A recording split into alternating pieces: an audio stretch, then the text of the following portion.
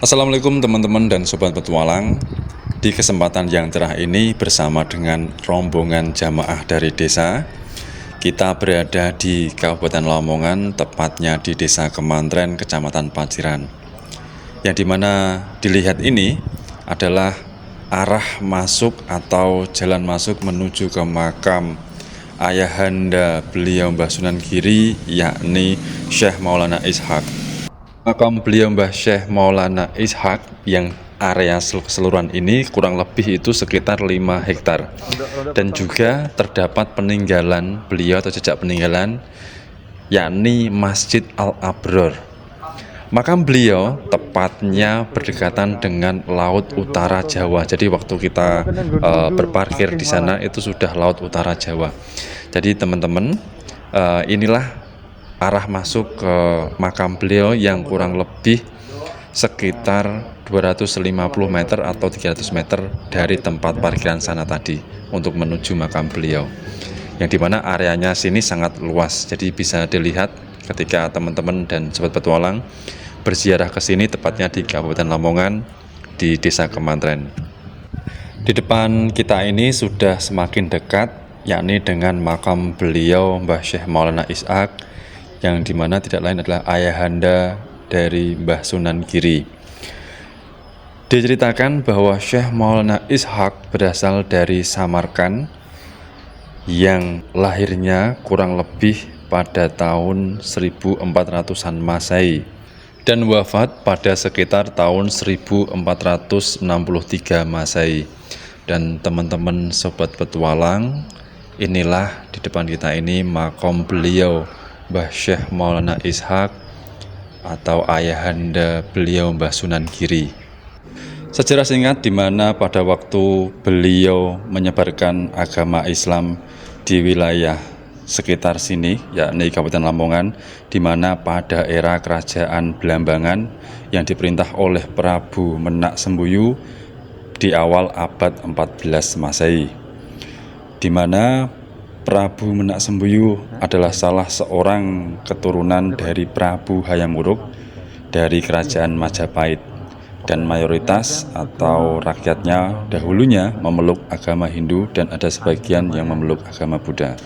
Diceritakan bahwa beliau berasal dari negeri seberang atau di sini dari sumber yang kita dapatkan dari negara Samarkand, yang dimana masuk ke sini atau daerah Kabupaten Lamongan melalui jalur laut, dan beliau ketika waktu menyebarkan syiar agama Islam, beliau tinggal di sebuah goa, yang dimana pada waktu masa kerajaan Blambangan, yakni putri beliau jatuh sakit, dimana pada waktu itu musim pagebluk. Dalam istilah Jawa, pagebluk itu penyakit yang jarang bisa disembuhkan, dan semisal paginya itu sakit dan malamnya atau sorenya itu meninggal. Jadi kekhawatiran Prabu Menak Sembuyu serta istrinya gelisah karena putri mereka satu-satunya jatuh sakit, di mana pada waktu itu rakyatnya dan juga putri satu-satunya mengalami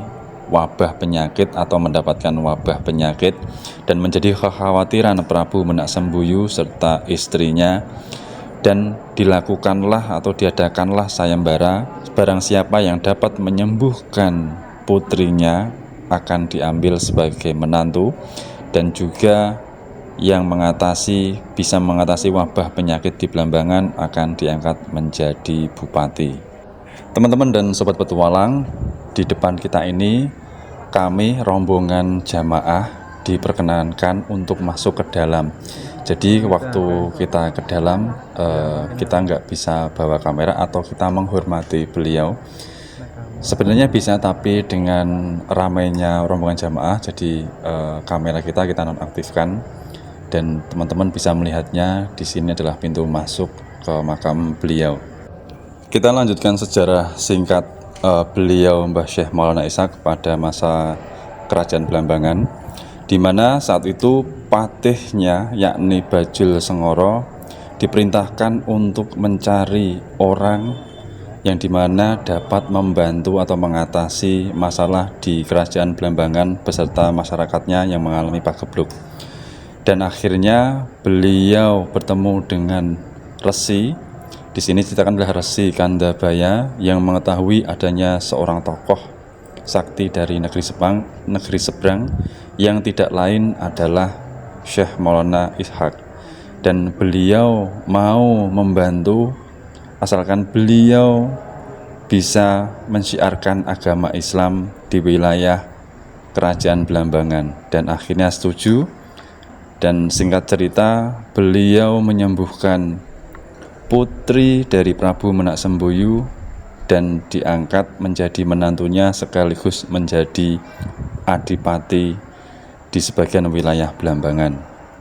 Kendati demikian, beliau Syekh Maulana Ishaq dapat menyembuhkan putri Dewi Segardadu dari wabah penyakit pagebluk dan juga masyarakat Blambangan di bawah Prabu Menak Semboyu atas izin Allah Subhanahu wa Ta'ala.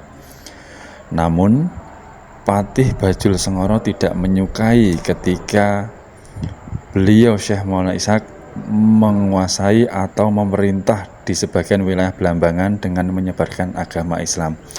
Jadi patihnya ini, Bajul Sengoro ini tidak suka dengan Syekh Maulana Ishaq ketika waktu menyebarkan agama Islam. Jadi inginnya Patih Bajul Sengoro itu agama yang tetap yang dulu. Namun setelah terjadi kekerasan di masyarakatnya Syekh Maulana Ishaq, di mana beliau menjadi adipati, kemudian beliau Syekh Maulana Ishaq meninggalkan Blambangan.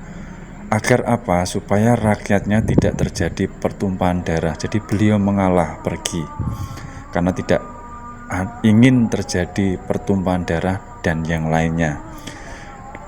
Dan ketika itu putra beliau Syekh Maulana Ishaq lahir, yakni beliau adalah Mbah Sunan Giri, di mana pada waktu masa kecilnya beliau bernamakan Joko Samudro, dan waktu dewasa nama beliau adalah Raden Paku. Jadi ada sejarahnya tersendiri. Mungkin di bagian ini waktu kita kurang begitu banyak, jadi kalau sejarahnya kita ulas secara detail mungkin tidak kebagian semua. Jadi secara singkat ini apa yang dapat kita sampaikan yakni perjalanan beliau atau perjuangan beliau Syekh Maulana Ishaq waktu menyebarkan agama Islam di wilayah Kabupaten Lamongan atau dahulunya adalah di wilayah Kerajaan Blambangan.